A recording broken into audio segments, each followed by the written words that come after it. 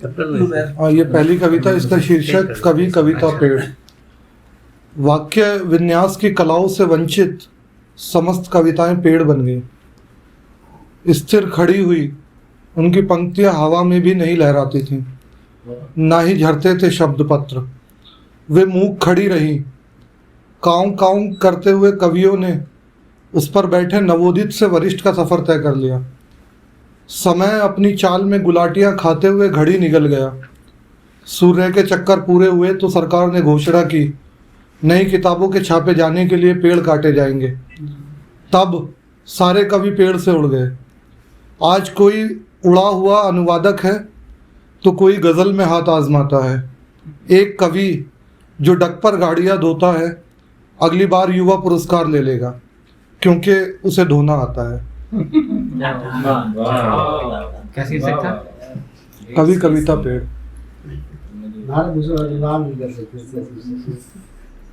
दूसरी कविता, स्वप्न जो दानव खा गए। स्वप्न जो दानव खा गए। हमें अब भी सपनों में दबी हुई लाशें नजर आती हैं। ऑक्सीजन के छोटे सिलेंडर जो नोटों से उड़ रहे थे दिखाई देते हैं। दाढ़ी वाला वह फार्मासिस्ट जिसने एक इंजेक्शन 1.5 लाख रुपए का बेचा और उससे ज़्यादा की मानवता बेच दी, उसकी दाढ़ी सीने में चुभती है। सपने थरथराते हैं सपने के भीतर, रिक्शे में पड़ी लाश की आंखों में, जिसको मुंह से सांस देकर भी जिंदा नहीं किया जा सकता। ख्वाब भी ऑक्सीजन मांगते हैं, गीली ज़मीन पर तड़पते हुए एड़ियों के गड्ढे नहीं भरते। हमारे सपनों में दफनाए जाते हुए जनाजों की लंबी कतारें हैं, जिनमें फ़र्क भी करना मुश्किल है कि कौन बच्चा है और कौन जवान। हमारे सपने जवाब मांगते हैं, लेकिन हम घबराकर पसीने में लथपथ उठते हैं, पानी ढूंढ कर पीते हैं और फिर सो जाते हैं। हमारे सपनों जैसा कोई पुल इस नगर में नहीं, जिस पर बड़े होर्डिंगों में 2 दानवों के चित्र हैं, एक सफ़ेद दाढ़ी वाला दुग्गलासुर और दूसरा गेंडासुर। इन दानवों ने अधिकांश जनता के सपने छीन लिए हैं। हमें हमारे सपनों का जवाब चाहिए, और चाहिए अपने सपने वापस, जिनमें तड़पती हुई रातों का कोई शेष संगीत ना हो, ऑक्सीजन और दवाई के लिए बिसूरती आहें ना हो, जलती हुई लाशें ना हो। महामहिम हमारे स्वप्न लौटा दीजिए।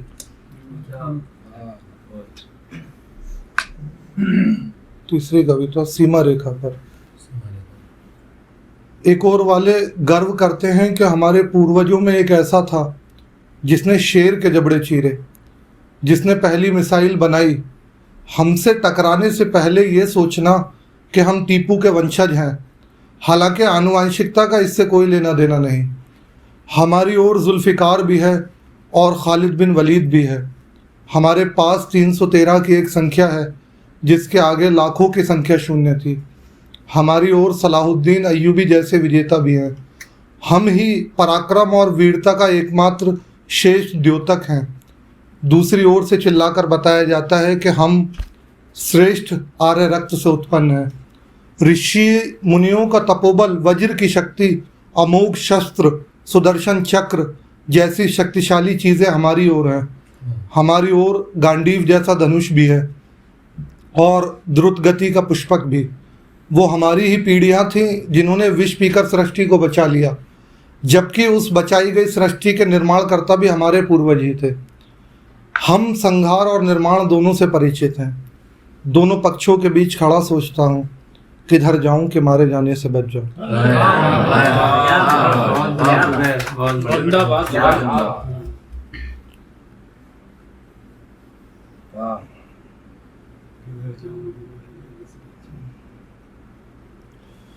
एक दूसरी कविता, इसका शीर्षक है बच्चों का देश।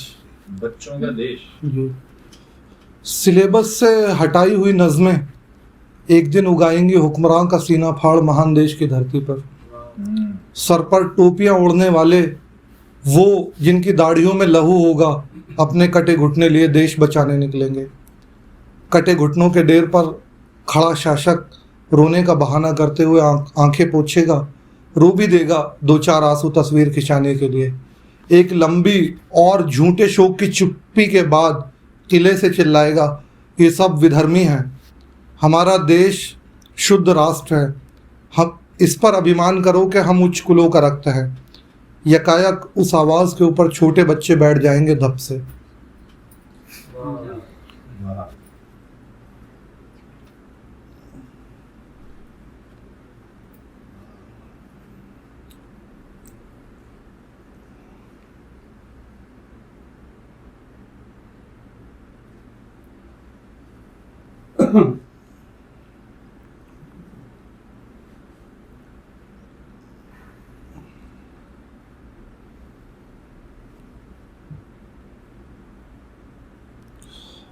एक और कविता है, story of a grail. Story of a grail. Story of a great. मैं जो पिछले सारे जन्मों में भिखारी था, हालांकि मेरे मज़हब में कोई दोबारा नहीं जन्मा। मैं भीख मांगता था एक मुगलकालीन कटोरे से। जब बाबर ने हिंदुस्तान जीता, सोने की चिड़िया पाई, मेरा कटोरा मांगने की मुद्रा में था। बहादुर शाह जफ़र को जब रंगून भेजा जा रहा था, कटोरा तब भी मांगने की मुद्रा में था। पूरा मुगल काल मेरे कटोरे में समा गया। जितने भी युद्ध हुए, जंग लड़ी गई, मेरा कटोरा साक्षी रहा। मैं युद्ध के मैदान में कटोरे को सर पर पहन लेता, अर्थात भीख को माथे पर सजा लेता, तब मेरा सर सुरक्षित था। मैंने तीर, भाले, गोले सब कटोरे पर पड़ते हुए उनकी आवाज़ सुनी। मेरी इस भीख ने बचा लिया मुझको। वबा के दौर में मैंने उस कटोरे में कभी किसी दर से सालन मांगा तो कभी किसी के घर से पानी भरकर पी लिया। इस दौर में भीख नहीं मिलती थी जिस दौर में लोग खुद दवाइयों और ऑक्सीजन की भीख मांग रहे थे।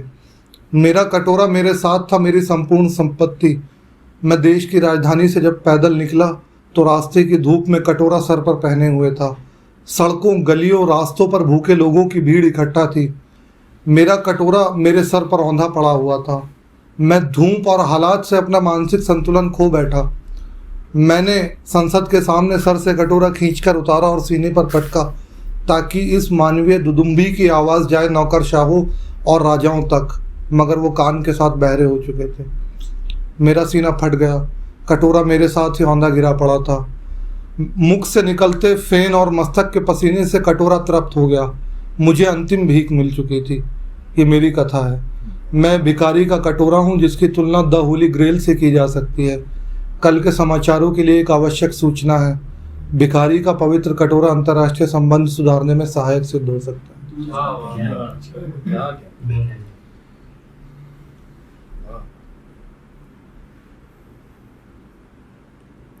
एक आखिरी कविता। गिनतियाँ खोखली होती हैं। गिनतियाँ खोखली होती हैं। एक प्याला जहर सुकरात के लिए, 2 बोल मोहब्बत किसी के वास्ते, 3 गोले लोहे के मिराजी की उंगलियों में, 4 कांधों पर चला जाऊंगा मैं। 5 तत्व से बना हुआ है मानव, 6 उंगली है नए बच्चे के हाथ में, 7 नेकियां मिलने वाली हैं, 8 पहर होते हैं हिजर की रात में, 9 दिन मानी जाएगी स्त्री देवी। एक अंक बचता है शेष, शून्य, जिसमें समा सकती है ये समूची पृथ्वी, सुकरात के प्याले से लेकर सारी देवियाँ तक। शून्य की लीला विचित्र है। इसके अंदर विलीन हो जाएंगे एक दिन सब, और शून्य का मान सर्वोत्तम होगा। यद्यपि शून्य में जो भी मिलता है शून्य हो जाता है। यार जुबैर वो नज़्म तुमने सुनाई नहीं यार। कौन सी? बड़ी तवील नज़्म है। आइडेंटिटी। अच्छा, सुनाओ यार। मैंने छापी है लेकिन मैंने शीर्षक अस्मिता कर दिया हिंदी में। चलिए, बहुत याददाश्त आपकी बहुत अच्छी हुई। हाँ, अविनाश भाई, याददाश्त आपकी। वो वहाँ मैंने नहीं सुनाई थी ना। बस बना दी। नहीं वहाँ नहीं पड़ी थी। हाँ, कुछ लोग मैं गया था। हमारे तक तो कोई अच्छा, पंखा चल रहा अंकल। ये नज़्म है अस्मिता। नहीं, मेरे पैदा होने के समय से पहले से ही मेरी पैंट उतारी जाती है मेरी पैंट उतारी जाती रही है मेरी खाल के लिए। मैं पैदा हुआ तो मेरी पैंट हज्जाम ने उतारी, खाल के बदले मुझे मज़हब अता कर दिया गया। मैं जब 1947 से बचकर 1964 की शरण में पहुंचा तो वो बंगाल था। टैगोर का शांति निकेतन, नजरुल की कविताएं, दुर्गा पूजा के मंडप थे, कोलकाता था। मेरी पैंट को उन्होंने फिर पकड़ लिया। मेरी पैंट उतारकर उन्होंने मेरी गायब खाल को देखा और मेरी आंखों में सलाखें दे दी। अब मैं भी अपनी खाल जो पहले से नहीं थी नहीं देख सकता था। मेरी फटी पैंट मेरी पहचान के साथ सॉल्ट लेक में फेंक दी गई। 1969 और 1970 मैं अपनी जान बचाकर गुजरात और भिवंडी दोनों जगह अपनी पैंट को छिपाते फिरता रहा, मगर फिर भी न जाने कैसे उन्हें खबर मिल गई। मुझे फिर अपनी गायब खाल अपनी जान से प्यारी लगी। मुझे भागना पड़ा। मैं जब देश के सबसे बड़े सूबे में पहुंचा तो मैंने पीतल के बर्तन बनाने सीखने की कोशिश की, मगर मेरी खाल जो मेरी पैंट के नीचे थी उससे एक डोरी बंधी थी जो 1980 के मुरादाबाद तक भी उन्हें ले पहुंची। उन्होंने बर्तन की ठक ठक को ठाए ठाए में तब्दील कर दिया। मेरी पहचान मेरी गायब खाल फिर से मेरे पीछे थी। मेरी पैंट फिर उतरी, लेकिन मैं फिर बच गया। जान बचाकर भागना बहादुरी नहीं तो कायरता भी नहीं है। जान जाने का खदशा हो तो मेरे मज़हब में हराम हलाल हो जाता है। मैंने असम जाने का आयद किया। मैं नीली पहुंचा इस भरोसे के साथ कि वहाँ मेरी पैंट को कोई उतार कर नहीं देखेगा कि मेरी पैंट के नीचे मेरा मज़हब है। लेकिन 1983 ने भी मेरे साथ वफा नहीं की। मेरी पैंट के नीचे की गायब खाल खतरे में पड़ गई। मेरी जान जाने से बाल बाल बची, लेकिन मेरे लोग मारे गए। मैंने अपने माथे पे भगोड़े का लेबल चस्पा कर लिया। मैंने अपनी जान बचाने को दूसरी तरफ का रुख किया। मैं बिस्मिल अजीमाबादी की तरफ भागा। मैं बिहार पहुंचा, मगर एक बिहारी 100 पर भारी की कहावत भी मुझे बचाने में नाकाम रही। मैं 1989 के भागलपुर में था। मुझे फिर अपने पैंट के नीचे की गायब खाल की हिफाजत में अपने भाई की कटी गर्दन छोड़कर भागना पड़ा। मैं ज़ोरों से भागा था, जबकि उस समय रेलों में उतनी भीड़ भी नहीं थी, मगर रेल ने भी मेरी गायब खाल का वज़न, मेरी जान का वज़न उठाने से इनकार कर दिया। मैं खुद अपने नामौजूद खाल, अपनी पहचान, अपनी जान बचाकर भागते हुए भागता रहा। 1987 में मैं मेरठ पहुंचा। मेरी पहचान के लिए पीएसी के जवानों ने हाशिमपुरा में, पैगंबर के दादा के नाम की जगह है, पर पैगंबर वहाँ नहीं पैदा हुए, वह दूर एक रेतीले देश में पैदा हुए, मेरी पैंट उतार दी। मेरी पहचान मेरी गायब खाल के साथ ही दफन कर दी गई। सभी मारे गए। मैं मज़हब को लेकर वहाँ से दौड़ आया। मैं दौड़कर सूबों की सरहदें फलांग गया। मैं बम्बई में था, जहाँ सबसे ज़्यादा पैसा होता है और पैसे के आगे इंसान भी अंधा होता है, मगर ये पैसा मेरी पहचान को अंधा नहीं कर पाया। 1992 फिर एक बार मेरी पैंट मेरे कांधे पर पड़ी थी। मेरी पहचान गोश्त के लोतड़े की मानिंद मेरे निचले हिस्से में आगे की तरफ लटकी हुई चाकुओं की जद में थी। मुझे खरोंचें आईं। मैं मेरे लोगों की हड्डियां कुत्तों को भंबूड़ते हुए देखूं, उससे पहले ही मैंने अपनी पैंट अपनी आंखों पर ढकी और मैं वहां से चलता बना। अपनी जान बच जाए तो काम बनता है। बूढ़े शायर वली दकनी को जब 2002 में दोबारा मारा गया, मैं तब गुजरात में था। मैं अपनी बेल्ट कसे पेंट को कमर से पकड़े गोधरा की सड़कों पर दौड़ रहा था। मेरी माँ का पेट फाड़कर भी उन्होंने मेरी पहचान की। अब मेरी पैंट की हालत एकदम खस्ता थी। उस पर जगह जगह लहू के छींटे और गोलियों के निशान बन गए थे। ये 2013 था। मैं नई पैंट के बारे में सोच रहा था। मैं खाने जहाँ के बाप मुजफ्फर खां के नाम की रियासत में था, जिसको मुजफ्फरनगर कहते हैं। लेकिन तभी वहाँ कुछ लोगों को मेरी पैंट के बारे में खबर पड़ गई। पैंट के साथ साथ मेरी जान भी खतरे में थी। मेरे लोगों ने जान देने से पहले नहर के पानी में आखिरी हवा के बुलबुले छोड़े। मैं अपनी पैंट को लेकर सर पर दौड़ा और छिपकर अपनी जान बचाई। मैंने महीनों बाद अपने घरों की तरफ देखा तो पाया कि घर में लगा नलका खून में लिथड़ी हुई हड्डियाँ देता है। मैंने झुरझुरी ली और अपनी जान बचाने के चक्कर में पड़ा और फिर से कदमों पर पहिए बांधे निकल पड़ा। अब मैं लुटियन में था, जहाँ मेरे मुल्क के नेता थे, मेरे मज़हब के मफाद परस्त, जिनको मैं समझता था कि वे मेरी जान बचाने में जुटे रहते हैं। यह सन 2020 था। मैं जाफराबाद, सीलमपुर, करावल नगर हर जगह छिपा, तब भी मेरी पैंट मेरे हाथ में थी। मेरी खाल वैसे ही मेरी टांगों के बीच से गायब थी। मेरे लोगों को नाले की गहराई में मेरा मज़हब ले गया, और जैसे खाल गायब थी वैसे वे भी गायब हो गए।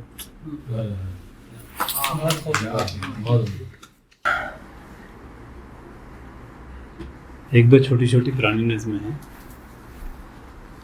इस नज़्म का उन्वान है राब्ते वालियाँ।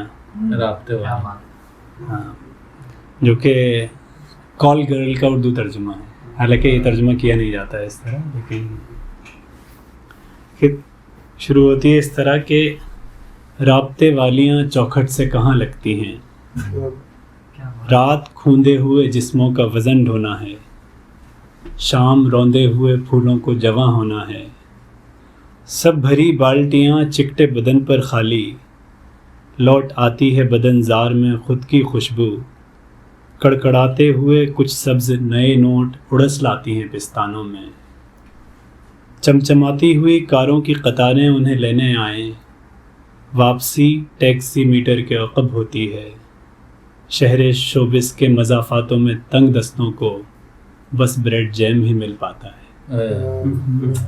बहुत बढ़िया। एक और छोटी नज़्म है, उसका उन्वान है कोल्ड वॉर। Cold war. ठीक। और इसका बहरहाल सियासी वायलेंस से कोई लेना देना नहीं है। शुरू होती है कि आँखों में बेगानगी भरी एक नकाहत झांक रही थी। आँखों से बेगानगी भरी एक नकाहत झांक रही थी। पुरसुकून चेहरे के पीछे वाज़े था ठाठें मारता भौचक्कापन। कानों के पर्दों पर कैसे गहरे गहरे नील पड़े थे और दहाने के कोनों में गंदी बाछें खिली पड़ी थी। दिल दीवार की हर खूंटी पर टंगे हुए थे धब्बेदार ख्यालों के सब मैले कपड़े। जहन की बागें जकड़ के ठट्टे मार रहा था एक नाफ के नीचे का सफाक निशान। क्या इमेजरी है भाई। क्या था कि दोबारा होता हाँ, इसका उन्वान है वीरानों की महारानी।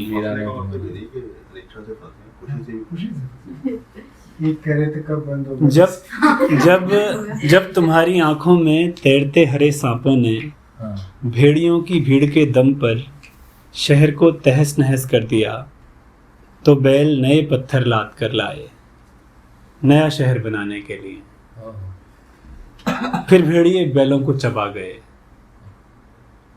अब तुम बेशक नए शहर की रखवाली के लिए कुत्ते पाल सकते हो।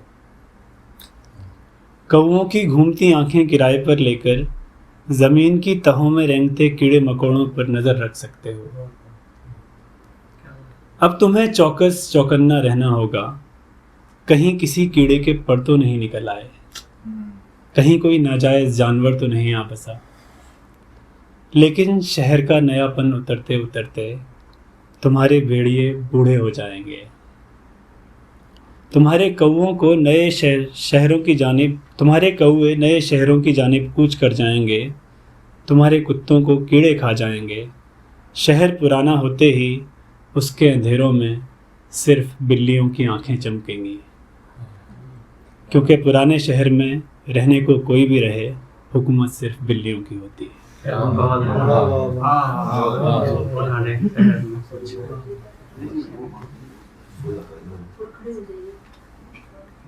एक और नज़्म है, सुनी नहीं है। एक और नज़्म है पैदाइशी अपाहिज की कहानी। अच्छा। कि अजनबी रास्तों पे भी अगर मुझे औरतें दिखाई दें तो मेरी नाक की नोक पर खौफ के पसीने की बूंदें नमूदार नहीं होती, बल्कि शहवानी दलदल में कसमसा उठते हैं आरजू मंदी के लाखों बुज़दिल सपोले। ताकतवर से ताकतवर औरत मुझे कमज़ोर महसूस नहीं करा पाती, लेकिन अजनबी रास्तों पर सामने से आने वाला या कमज़ोर लम्हे में बगल में बैठा हुआ मरियल से मरियल मर्द जहन में बचा देता है खतरे की अनगिनत घंटियाँ, और कौनने लगती हैं दिमाग में खौफ की बिजलियाँ। शायद मेरी रूह ने औरत को उस वक्त कमज़ोर मान लिया था जब मेरी मिट्टी बज़ाहिर आवारा नज़र आने वाले बगुलों के साथ उड़ते उड़ते पहाड़ों, समंदरों और जंगलों से होते हुए हवाओं, घटाओं और परिंदों को अनदेखा करके उतर गई थी बरतरी के अंधे कुएं में, जहाँ पुचकार पुचकार कर आखिर उसे राज़ी कर लिया गया। बालादस्ती की सुनहरी जंजीरें पहनने पर उसे हवा तक नहीं लगी कि उसका वजूद हमेशा के लिए ठग लिया गया। उसे पता तक नहीं चला कि अब उसके कान में आवाज़ के मोती कभी नहीं खनकेंगे। आँख में रोशनी की फुहार कभी नहीं बरसेगी, दिल में नरमी का सब्ज़ा कभी नहीं जमेगा, उंगलियों पर लम्स की तितलियां कभी नहीं मंडलाएंगी, और बन संवर कर आईने में खुद पर निशावर होने का निर्वाण लम्हा कभी उसके हिस्से में नहीं आएगा। मैं ये सब कैसे जानता हूँ? इस तरह कि मुझे ख्वाब में नर्म नर्म कपड़े अपने बदन पर लहराते दिखाई देते हैं।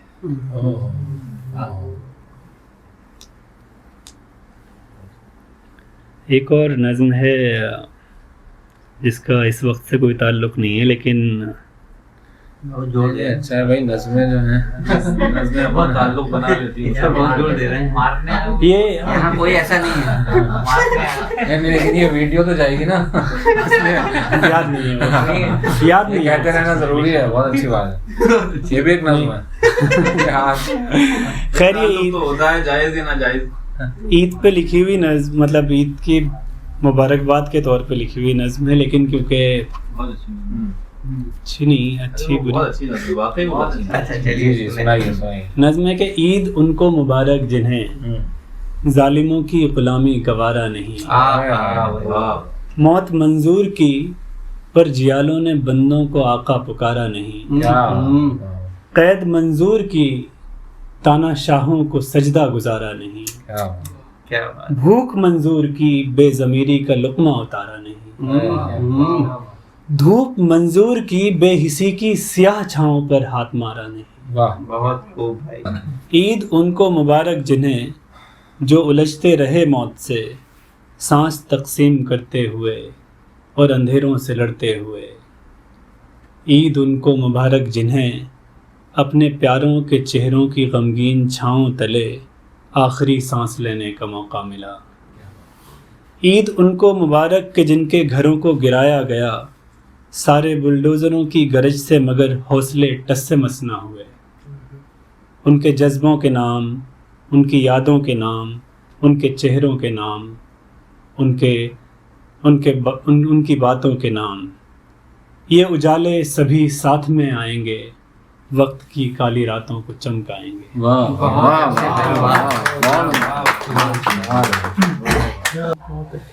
ये आखिरी है इसी तरह का, उन लोगों से जो उर्दू ज़्यादा जानते हैं, माफ़ी सहित, है ना। ताबे ज़ब्त का इम्तिहान न ले, तू मेरी जान है तो जान न ले। ताबे ज़ब्त का इम्तिहान न ले, तू मेरी जान है तो जान न ले। वक्त मुश्किल है, लोग बेपरवाह, फिर भी क्यों काम बड़ा ठान न ले। मैंने तय कर लिया निज़ाम हटे, वज़न उठे ही क्यों जो शान न ले। नज़्म पूरी हुई अधूरी है, ये इबारत अभी उन्वान न ले। ऐ मेरी खल्क तुझे क्या मालूम, जो भी था दे चुका ज़बान न ले। मैंने ऐ मेरी खल्क तुझे क्या मालूम, जो भी था दे चुका ज़बान न ले।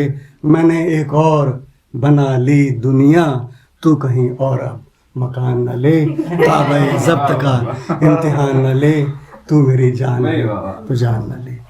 अब ये तो हो गया।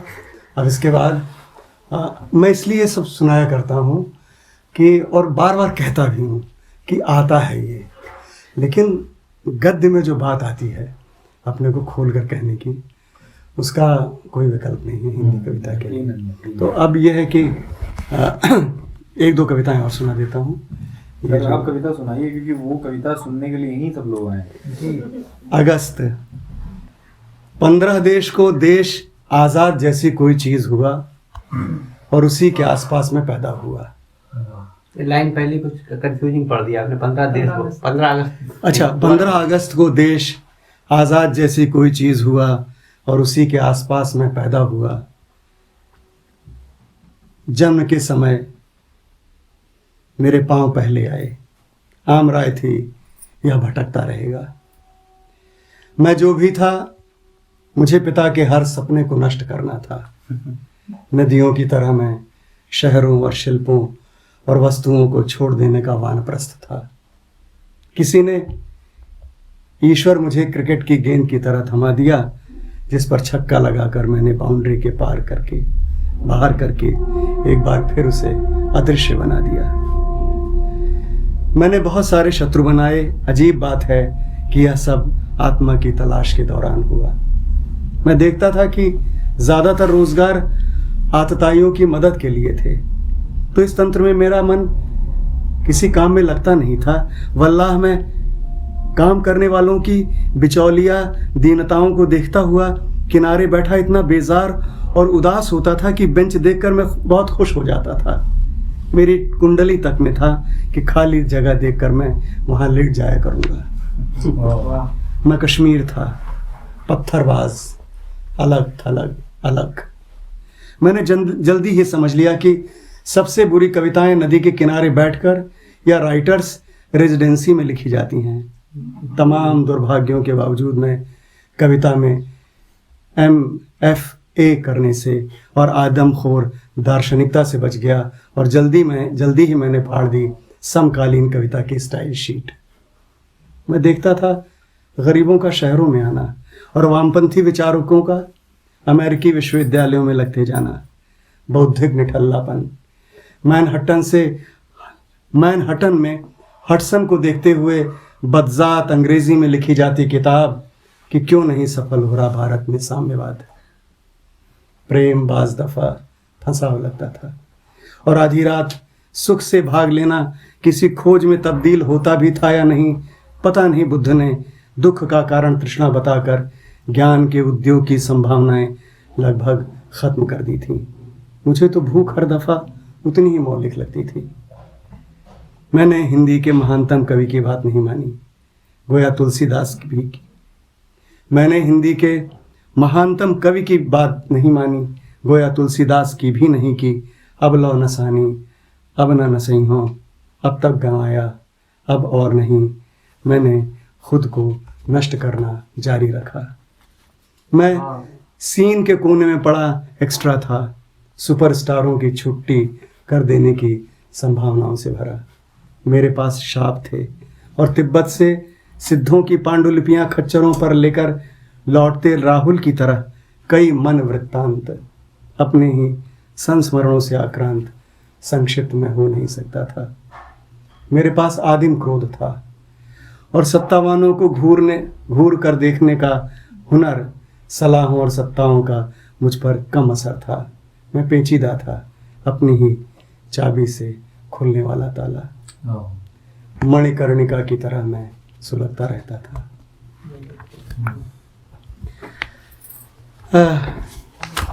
सर तो उसमें लंबी वाली कविता नहीं, ये बिल्कुल अलग कैसा नहीं। हाँ, कुछ लगता है कि उसका हिस्सा है।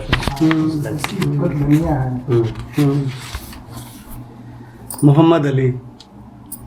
जैसे मोहम्मद अली ने कहा कि वह वियतनाम में युद्ध लड़ने नहीं जाएगा, मैं भी कहता था कि मध्यवर्गीय महत्वाकांक्षा का फिदायीन नहीं हूं मैं। मोहम्मद अली को जेल में डाल दिया गया, मैं भटकता रहा भारतीय अर्थ और समाज के खुले जेल में, ढहते हुए शहरों के काले पानी में। मोहम्मद अली की तरह 12 साल की उम्र में मैंने लड़ना सीख लिया था। कविता मेरी मुक्केबाजी थी। जैसे कि मोहम्मद अली ने एक कवि की तरह कहा कि वह तितली की तरह उड़ता था और मधुमक्खी की तरह डंक मारता था, मैं भी घायल, रुआंसा और कटखना था। मोहम्मद अली की तरह मार खाता, कभी जीतता। मेरा चेहरा पेंटर हो पीला और नीला था और आत्मा का रंग क्या बता सकूं, जो शहरों में पता नहीं किस कबाड़ में कहाँ किस अंधेरे में खो जाती थी। सही के कटे फटे कछारों में या यमुना और गंगा के मैदानों में मैं विकल था कि अपनी अद्वितीयता का भार उठाए नहीं उठता था। आटे की बोरी की तरह अपने होने का आह्लाद कंधे तोड़ देता था। तो घिरे हुए मोहम्मद अली सा मैं कह पड़ता था कि मैं हूं महानतम। अपनी गरिमा के सन्नाटे में जैसे हर कोई कहता है कि मैं हूं महानतम, कहना भी चाहिए कि I am the greatest. Muhammad Ali के कहने की तरह कि मैं हूं अमेरिका, मैं भी कहता रहा कि मैं हूं हिंदुस्तान, अपने निर्वासन और बहिष्कार के विषम में। ठीक है सर। मुबारकबाद का गद्य गीत। इस अशुभ दिन 5 सेर तंदुल यानी चावल। इस अशुभ दिन 5 सेर तंदुल की सुदामा नागरिकता मुबारक हो।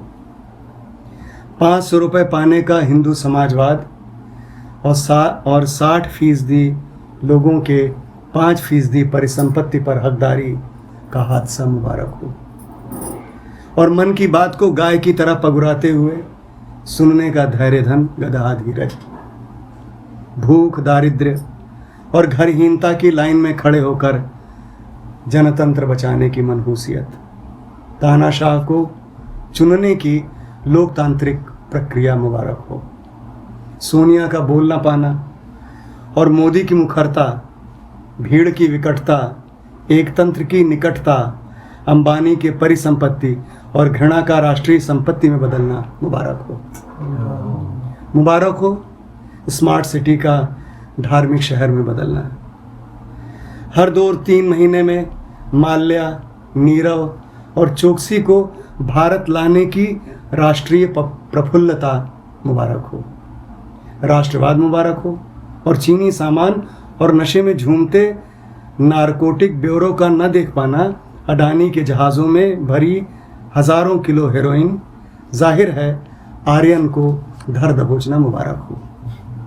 ख़त्म ना होती कांग्रेस को कन्हैया का बाईं तरफ झुका अब गिरा तब गिरा मस्तूल मुबारक हो। प्रियंका की संभावना मुबारक हो और राहुल की व्यक्तित्वगत कमीज की बाह सकेलती कसमसाती बेचैनी। कपिल सिब्बल का नतमस्तकवाद और वंशवाद से परिणाम विरोधी विद्रोह और शशि थरूर की कांग्रेसी दायरे में न अट पाती ज्ञानात्मक तड़प मुबारक हो। अरे मुक्तिबोध को ब्राह्मण बताने की बौद्धिक बर्बरता मुबारक हो। अस्मितावाद के नव्य नाथसीवाद में बदलने की प्रगतिशीलता। 1992 में सिसिली के 2 जजों जोआन्नी फल्कोन और पाउली बोर्सेलिनो ने राजनीति और माफिया के बीच के आपराधिक रिश्तों को उजागर करने के लिए अपनी हत्या आमंत्रित की। ऐसा कोई भी खतरा न उठाने वाले स्वदेशी जज हम सबको मुबारक हो। हाथरस की लड़की की चीख को सुन के न सुनना मुबारक हो। अक्षय कुमार टाइप निर्विघ्न और निर्भ्रांत प्रश्नोत्तरी वाली प्रत्याशित और अहोवादी पत्रकारिता मुबारक हो। आम की तरह चूसा जाना जनता को मुबारक हो। मुबारक हो राष्ट्राध्यक्ष को पीले पके पिलपिले आम जैसी सिंदूरी जनता। मुबारक हो आधार कार्ड की उजाड़ नागरिकता। वाम का सैद्धांतिक सब्र मुबारक हो। मुबारक हो संसद का नया सभागार जिसमें सावरकर द्वार से आप प्रवेश करें और निकले गांधी द्वार से। नेहरू द्वार को हेडगेवार कीलों से सील कर देना मुबारक हो।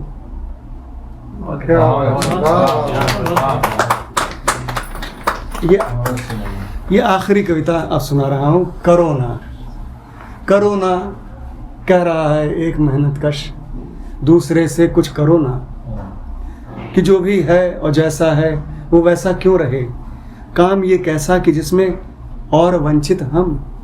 करो ना कह रही हैं बेटियों से माँ, तमन्ना आलिया दाल बीनी भात का डोंगा खंगालो चाय दे दो, जांघिया सिल दो बहन का, कूट कर रख दो मिर्च का पाउडर कि मामू भी छुए तो झोंक देना आँख में। क्या बात। करो ना सोचते बैठे धुएं में एक कहता है कि कैसे आतताई को हटा दें, और ईश्वर आके खुद स्वीकार कर ले मैं नहीं हूं। काल सीमित जन विमुख शासक समर्थक युद्ध प्रिय धर्म ग्रंथों के नियम निर्देश से बना ले फासले रे ओ कलम घिस तू अगर जिद्दत पसंद। करो ना वो कि जो भी ठीक हो, पिता कहते स्वप्न में माँ। हाँ ठीक क्या है नौकरी तनख्वाह या सबवर्ट करने की असहमति और बदले में मिला दारिद्र्य का खाली टिफ़िन जब खोलता हूँ, भाव सी और बास सी कुछ आस सी आती है बाहर। करो ना मर्द सी, करो ना मंद सी आवाज़ इच्छा की, करो ना मंद सी आवाज़ इच्छा की, कामना से भरा कमरा मृत्यु से और कविता से अमरता से करो ना। बहुत अच्छा।